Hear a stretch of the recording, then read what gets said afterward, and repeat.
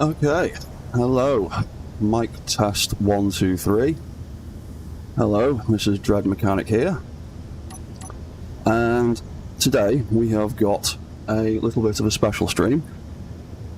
Keen have asked me to participate in a Steam free weekend event, so I am here to demonstrate some of this game to people who may have not played it before. Hopefully the stream is working okay. I think I've got it all set up. It seems to be live and working, and there seem to be people viewing. If you can see me and hear me, please say something in the chat.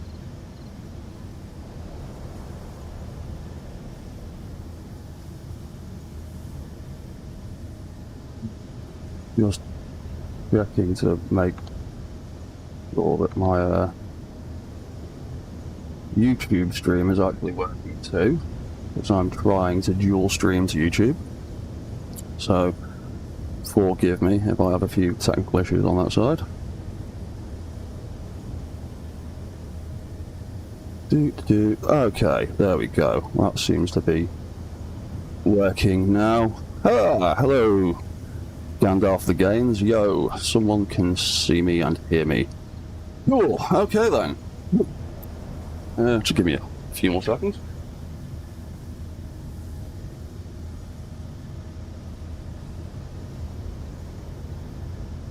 Okay, right then. We seem to have excellent connections all around now. Right, so, where shall we start? I'm Dread Mechanic.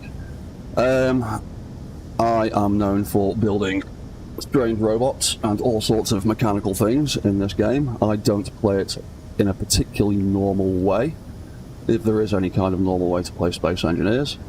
And as you can see behind me, I have got a few of my recent robotic designs. And with this stream, I was just going to go through of how to program stuff and how to build stuff in Space Engineers. Before we go any further, I just want to put some of the music back on, because it gets a little bit dull just listening to my voice all the time. Right, so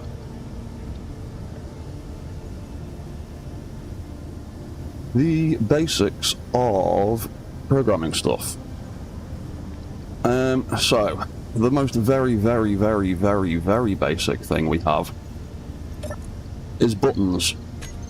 So they are a single action on and off kind of affair. We've got one little action they can perform down here, and if we right click on any of our other blocks that are connected to this same grid, we've got a bunch of actions that we can choose. So for this one, it's a simple on and off action. I'm just going to stick the on and off on this exhaust pipe over here. So now, if I press this button, it creates fire. It turns the block on, and it's just a simple on and off switch. Really basic. You can do it with all sorts of different other blocks as well. So we could have, for example, there we go. We could have a light. So we've got that light there. We can change this into that instead, and we can use that to turn the light on and off. Real simple, real basic, real straightforward. So, from there, we can do more complicated things. So, say for example, we've got our block over here that we want to turn on, and we've got a button over here that we want to use to turn it on and off. We want some kind of indicator in the middle. Some kind of light, or even an LCD. We can use LCDs as well. But some kind of visual indicator that the button we have pressed has done something. So, we can build another light.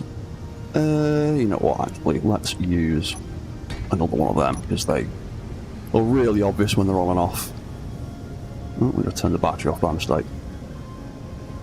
For anyone that's not played this game before, this little wheel that I'm using here is the Build Vision mod for the Steam version, or the PC version of Space Engineers. It's a really handy little mod, so I advise people grab it.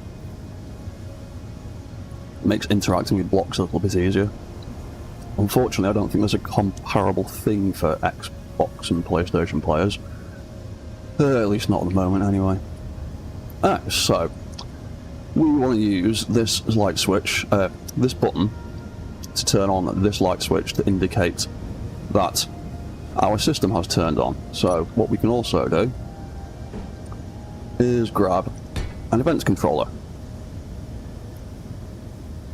And event controllers, for anyone that has watched my streams before, know that they are my absolute favourite block in this game because they can do so many things. So if we go into this event controller and we set it to the block on and off action, and then we choose, where is it, our rotating light as the trigger.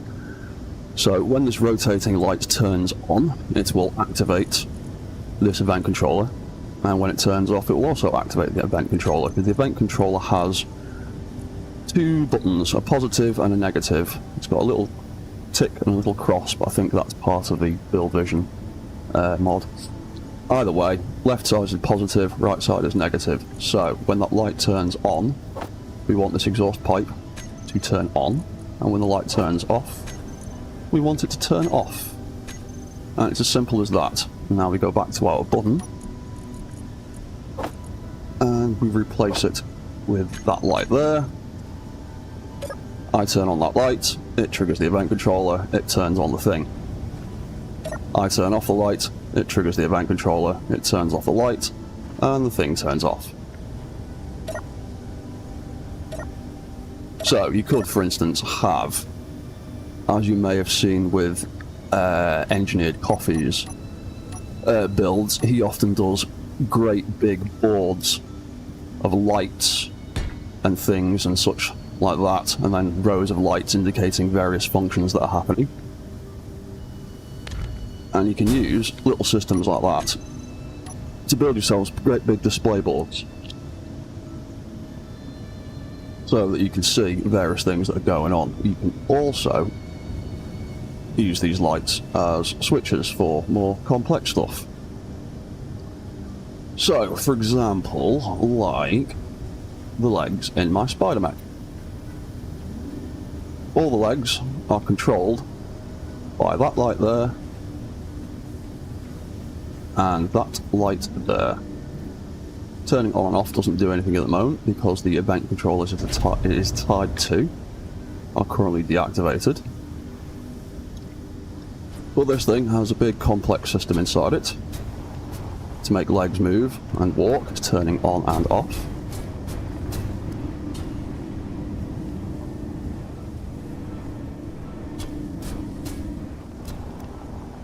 And it can walk backwards and it can walk forwards.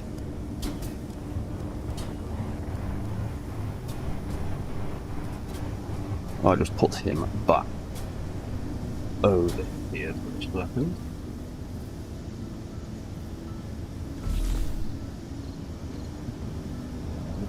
Going a little bit weird occasionally.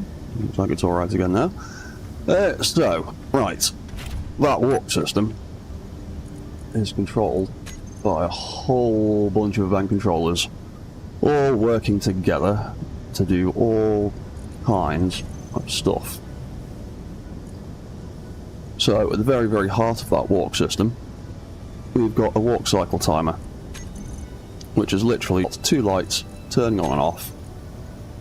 And that whole thing, it's very complicated to explain, so I'll probably just build a similar system right here. So, yeah, why not? Let's build a leg.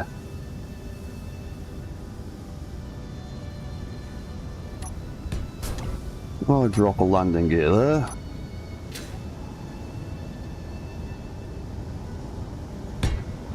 Wanted to build it on about there.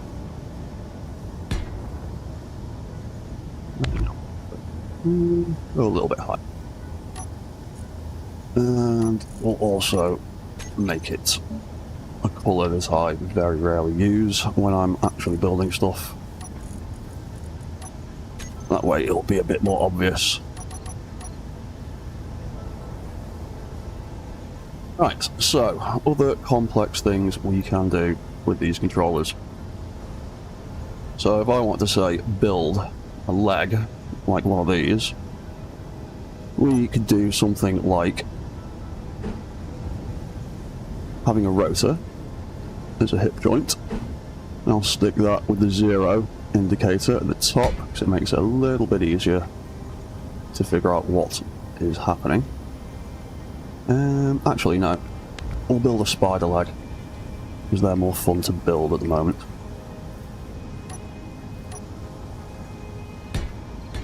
Do it that way.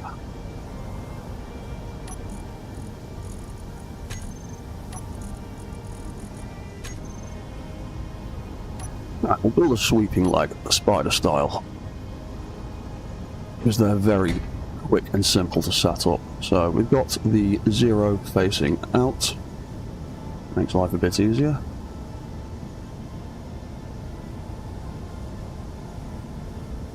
Bum, bum, bum, bum. And then we can just place a couple of basic blocks. Do something similar to this leg that's over here. So what did we do with that one? Oh yeah, that's what we did with that one.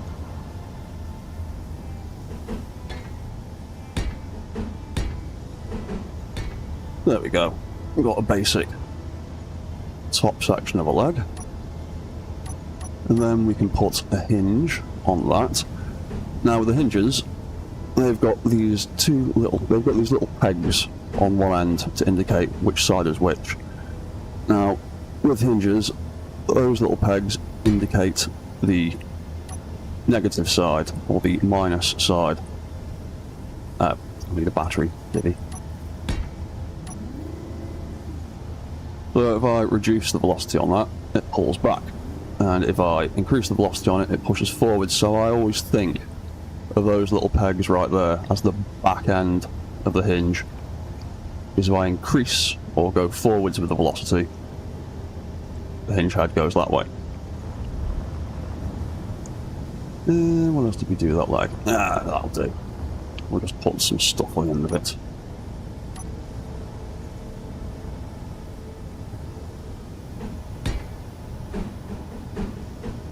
So we'll just go with that for now, I think.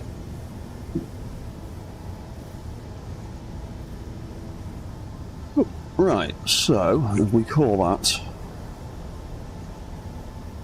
hip rotor, we'll call that one knee hinge. And we need a control seat of some description. Let's just put that there, put that there. Oh, I got a control seat on my toolbar. No, I haven't. There we go.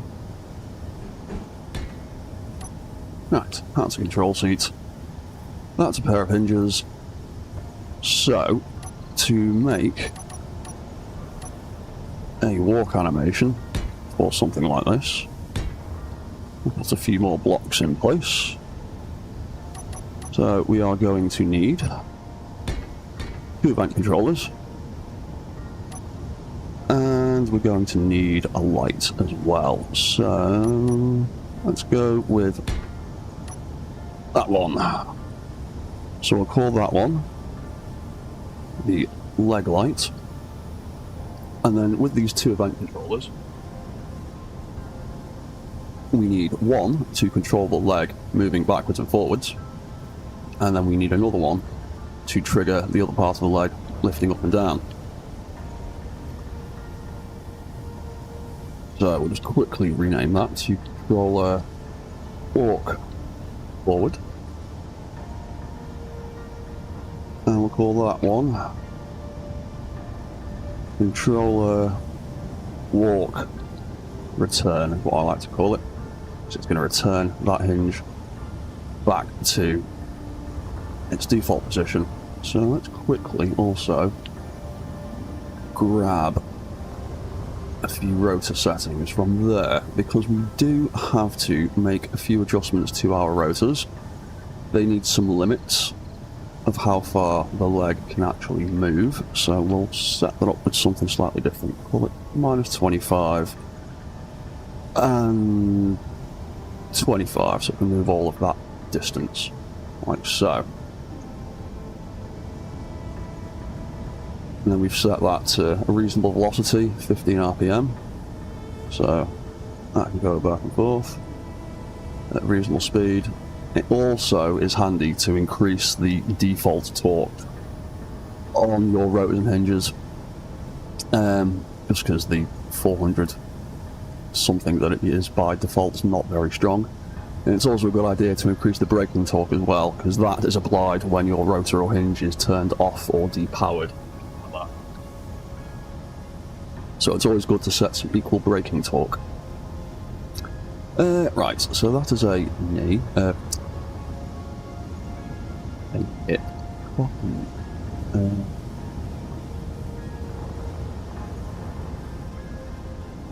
Then we'll put that onto the knee hinge, so we can lift up a bit and drop down a bit.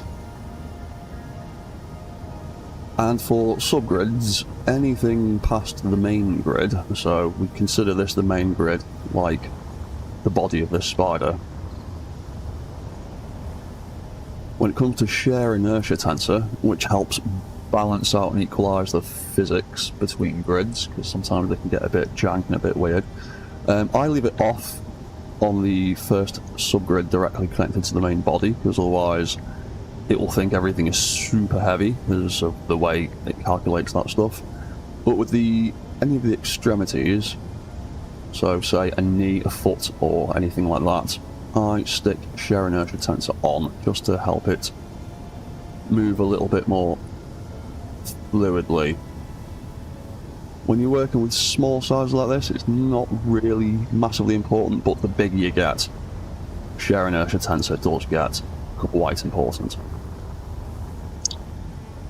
So, we've got a leg light, we've got a leg rotor, we've got a leg hinge, and we've got our two controllers.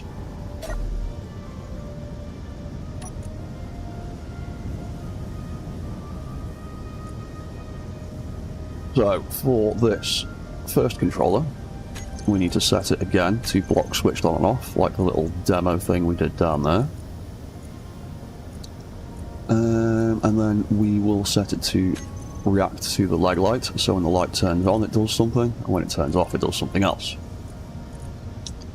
Then we can go up to our select actions menu, we can choose our hip rotor, and we now have this beautiful little set velocity action, forward and backward. Real simple, real straightforward. Then the next thing we need to do is we need to add the knee animation into there. So, for the knee hinge, because of the orientation, forward will push it down, or rather positive velocity will push it down, negative will lift it back up again. So on the second page of our event controller, it has 10 pages to play with. We can choose, hang on. What velocity do we have that hinge set to in the first place? It was 20. So we can set that to -20 when it moves forward, and it'll make the bottom half of the leg lift up. And then we can do the same thing, but the opposite way around, set it to 20. So it drops back down. So when I turn that light on now, it lifts up and drops down. So when it comes back, it always makes sure to return to its default position. But we need it to return to the floor when it gets to there. Otherwise we haven't got a proper step animation. And this is where the walk return controller comes in. So for this one, we are going to set it to the rotor hinge angle. We are going to get it to look at that knee hinge. So the angles we set on that are 55 at its lowest position when it's all the way down, and 25 when it lifts up. So this return controller, we want to set it to trigger when it gets to less than 25. We'll call it 26, just so it's got a little bit of leeway. Because occasionally event controllers can have a few issues triggering on the exact value of the limit, so I usually set it a couple of degrees before. And so when it does that, when that knee hinge now gets up to here, we will get it to return itself. So we will set the velocity once again, set it to 20 degrees. And now, when we lift forwards, there we go. Now has a nice little animation to it. And it takes a little bit of tweaking with RPMs and limits and things to get them to sit and land nicely together, because you want your foot to land about the same time that your leg gets to its forward limit. And that's pretty much it. That's how you set up a really, really basic sweeping leg for a spider tank or something like that. That's set up on the other side. So, yeah, we can do that right now. I'm just here to mess about in this stream today. I'm not really doing anything serious in particular, so we will just play with ideas. If anyone's got any ideas they'd like to see me build, please feel free to throw them into the chat. I'm quite happy to take suggestions when I get bored, or haven't got a particular goal in mind. So, let's build another leg. So we'll build another two of them, and we'll put another light here. And this is where naming all of your blocks can come in quite important. Because for now, we've just got this set up as walk controller, walk leg light, blah blah blah. But if that was a left leg, and we build another set for a right leg, we are going to end up needing to differentiate between the two. So it can get quite confusing when you've got a million blocks all labelled random things. So it's a good idea to get into the habit of coming up with your own sort of naming conventions. So I'm going to call that L01 for the left hand side. I'm just going to put L01 at the end of all of them, just so it makes it real obvious for me what's on what side of the strange thing that I'm building.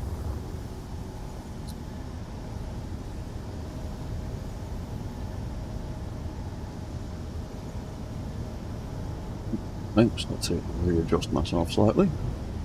Cool, so if we copy some of those details onto this side, rename them right hand side, copy all of that, copy and paste that, do a wee bit of renaming.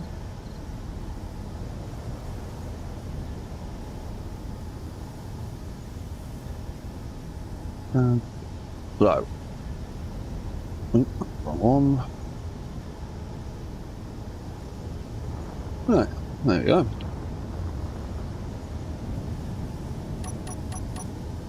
So let's build another little leg. So again, your actual orientation of the rotors and hinges and stuff doesn't really matter that much.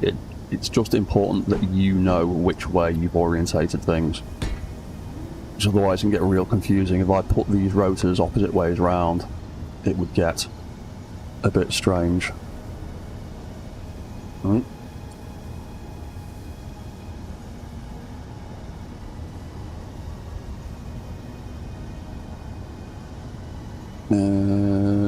Steam. Are you okay, Steam? You having issues, Steam?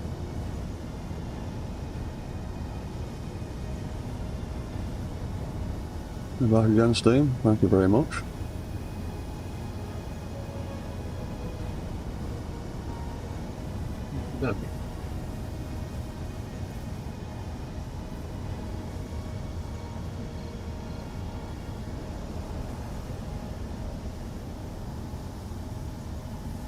Oh, pardon me, I'm just having some technical issues. Give me a second, hopefully I can fix them.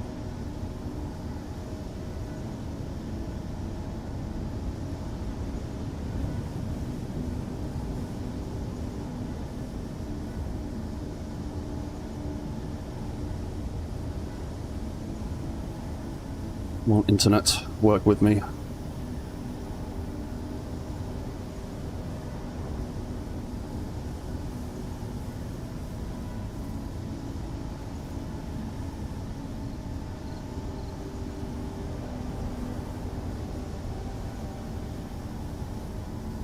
Come on, Steam. What are you doing?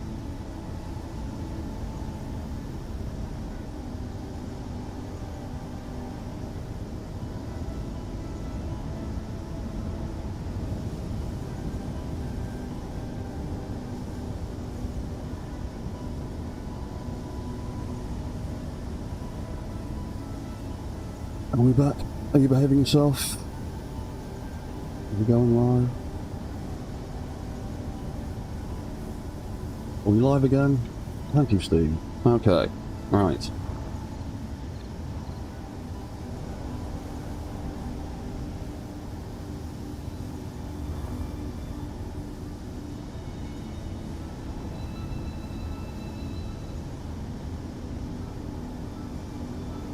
Steam, can you stop being a pain, please?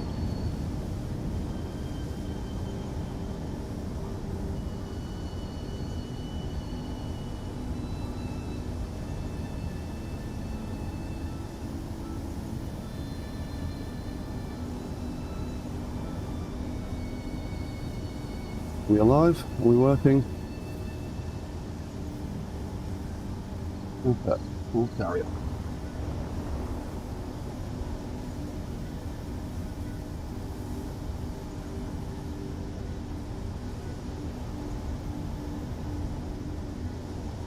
Okay, right, okay. Everything seems to be working again. Bloody internet problems.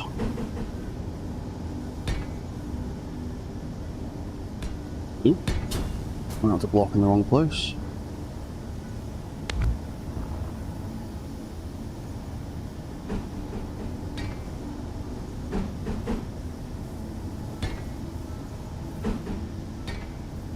Right, so there we go. So that's another basic leg. And then we can have another hinge like so.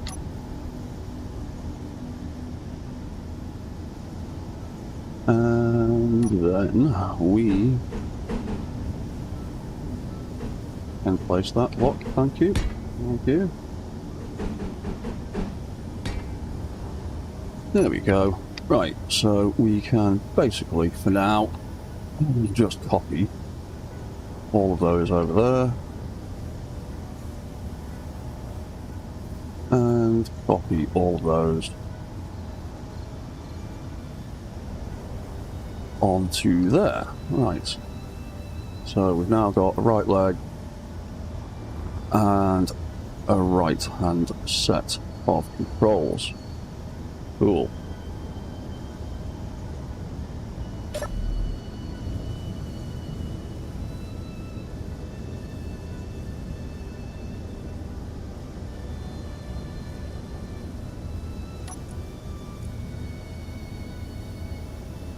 Okay, so we now have left hand and right hand controls.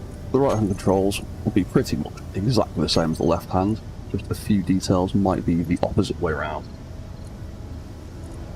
So, we've got a right hand controller, we will set that to the right leg light, select actions, and we'll type in R01 as the little right hand tag, and that makes all of the things that we actually want to use here straight up. So, we want to do the hip rotor, we want to do it the opposite way around, because it's on the opposite side. So this will be, what did we say, 15 degrees forward. Minus 15 for reverse. And then to lift that in the up, we need -20, and to drop it back down, we need 20 degrees. Or 20 RPM. So, the light, R01, there we go. On move it forward, off move it back. And then we've got our return, which we'll set up basically exactly the same as this one. So it will be rotor angle less than 26 degrees. And we will be looking for our right hand hinge. And when that gets to 26 degrees, we will set it to 20 RPM. And there we go. We now have a right hand leg that walks and a left hand leg that walks. So we offset the lights and trigger them together like so. We can get a really little basic walking animation out of them.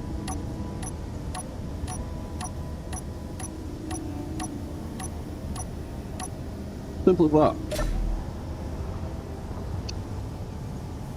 And then, if we wanted to do something like, say, have manual control over it, so on this spider mech, for example, when I push the forward key, or forward on the analog stick of my Xbox controller, it will start triggering the whole walk animation, thanks to that little thruster right there.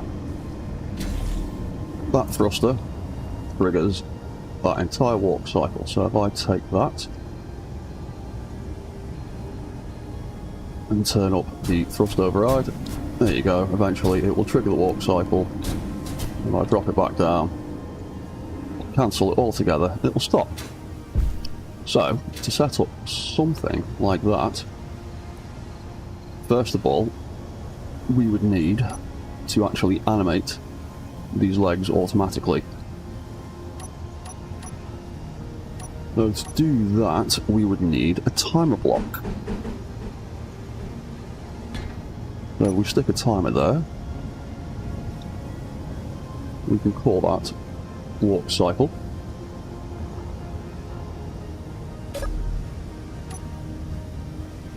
And we go into that timer, set it to silent, take all the delay out of it because you don't need any. You don't really need to do that, but that's just my personal little habit.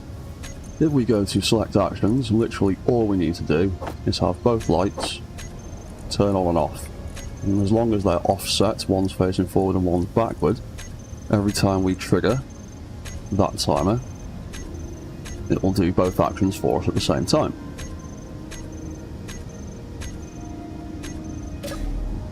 Now, if we want to animate that whole thing automatically, inside this mech,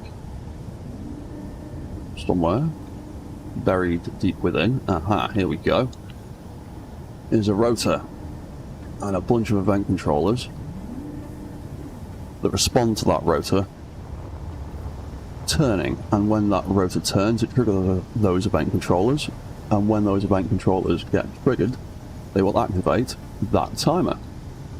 So, what we can do is build another bunch of event controllers. How many you build for this walk animation setup depends on how fast you want the legs to move, basically. Rotors have a limit, small grid rotors have a top limit of 60 RPM. Which sounds like a lot, but in terms of walk animations, it's kind of slow. But you can effectively double up the amount of actions you can get by building more event controllers. And I'll show you how I use them in a second. So the last thing we need to do is build one more rotor, because this rotor is going to trigger the whole system.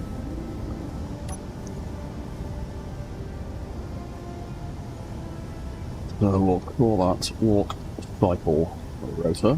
And we are going. The only thing we need to do with this walk cycle rotor really is a little bit of braking torque, because we are going to turn this rotor on and off quite a lot. And when it turns off, if you don't put braking torque on, the whole thing will just free spin and it'll keep triggering. So we'll do that, and then with these controllers, these new ones,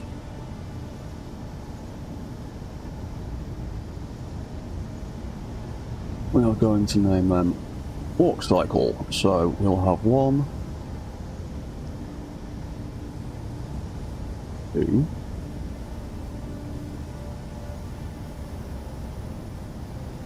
3,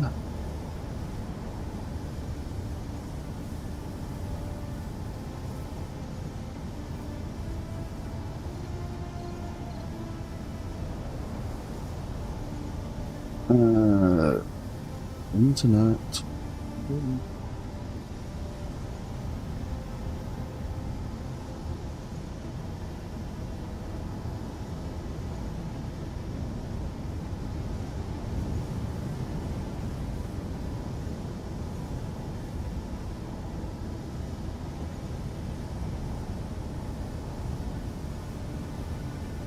Pardon me again, I seem to be having more technical issues.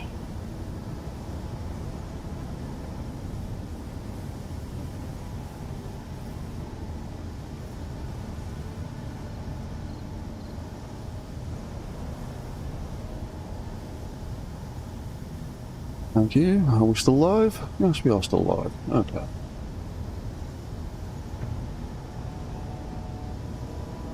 Right. Okay, so carry on where we were. Walk cycle 3, and then walk cycle number 4.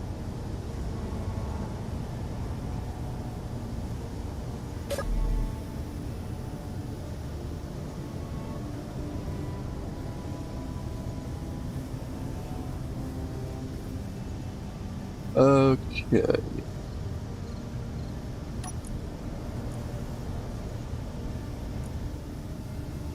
So, with this walk cycle stuff, we have set up this timer so it can trigger stuff and it can move back and forth.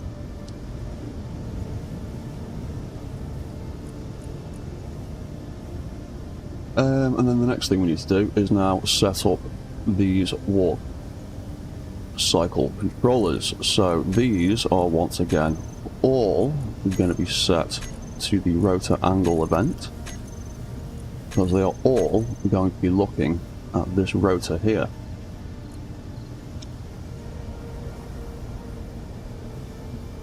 And with these, we are just going to leave them on greater than, and then we're just going to offset each one of these by 90 degrees. So as that rotor spins round, it'll trigger each one in turn, come back round, trigger each one in turn again.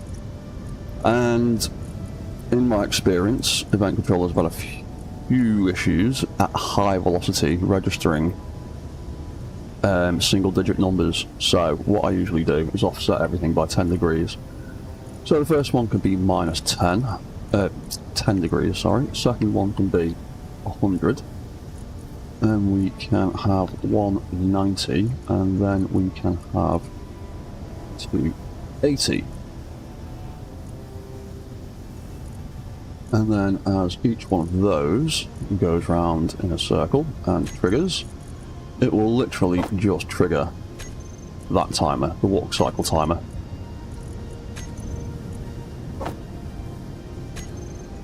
So we'll trigger that, we'll trigger that, we'll trigger that, and we will trigger that one as well. I'm going to turn that off and then turn it on.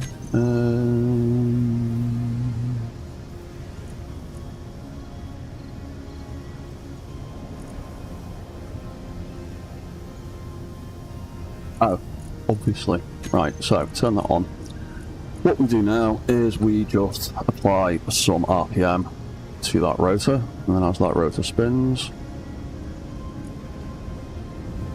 it will, oh, I know why it's not doing it, because I didn't set the actual event trigger. So, for each of these walk cycle controllers, we will then set the rotor as the trigger for these event controllers. If you're ever wondering why something doesn't work, double check everything. That's my advice. There we go. Right, so now they've all been set to that rotor. I'll stick that on 10 RPM, and when I turn that on, as it spins, it triggers the legs. And then to fine-tune this walk speed, we just need to increase the velocity on that rotor, and obviously we can make it go too fast, so it's not actually doing anything. So getting a good walk animation takes a little bit of trial and error, working out where you need to set everything to get everything to move nice and fluidly. And there you go. And if we turn that off, it stops, and we turn it on, it starts.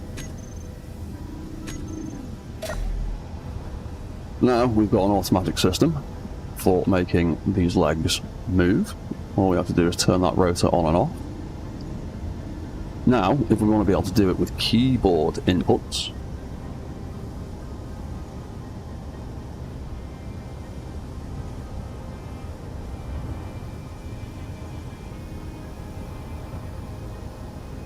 yeah, so now if we want to do it with keyboard inputs, we are going to need another event controller, which we'll put there for now.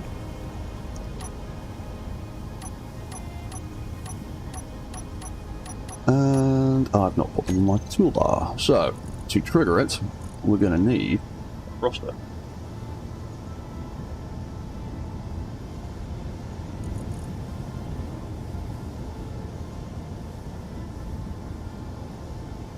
For fuck's sake. Pardon me. Team, you keep deactivating me.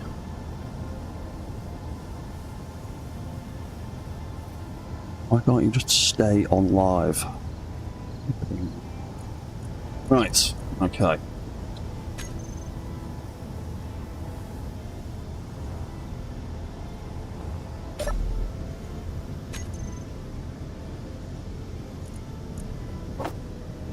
So if we put that walk rotor on there,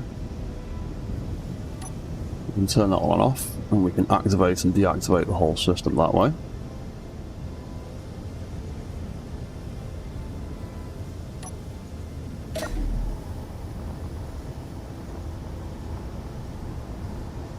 So we'll have this controller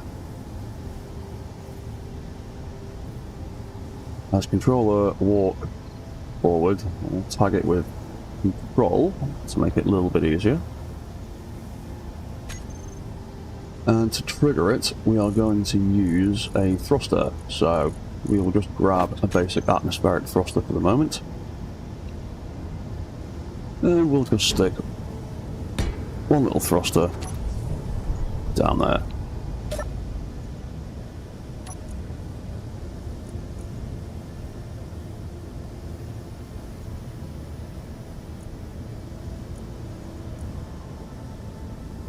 And we'll pull that thruster control as well, just to make it a little bit easier.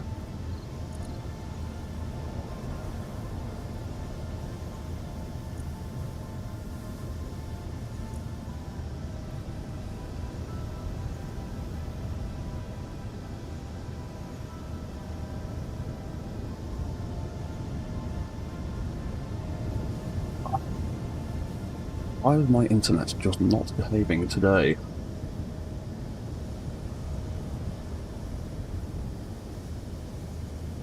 Oh, for the love of God.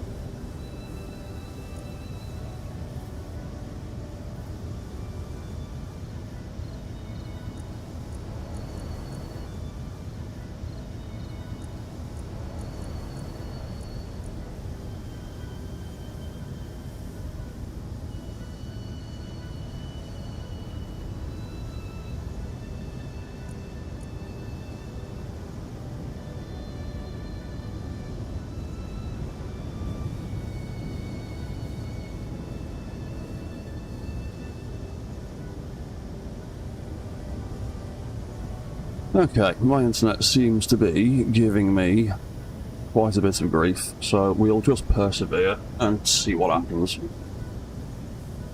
Ugh. Typical. Spend all day testing it and it all works fine, and then it comes to the real thing, and it all starts to go wrong.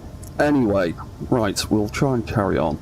Oh, hello Aaron74, and hello Sigma. Hey guys, thank you for joining the stream.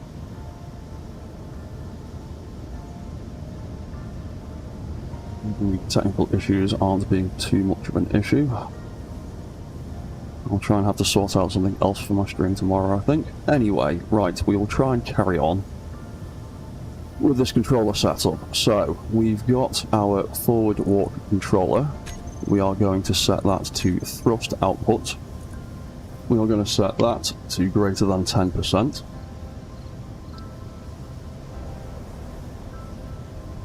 And then we are going to choose the control thruster as our trigger. And literally all this needs to do now is when we activate the thruster,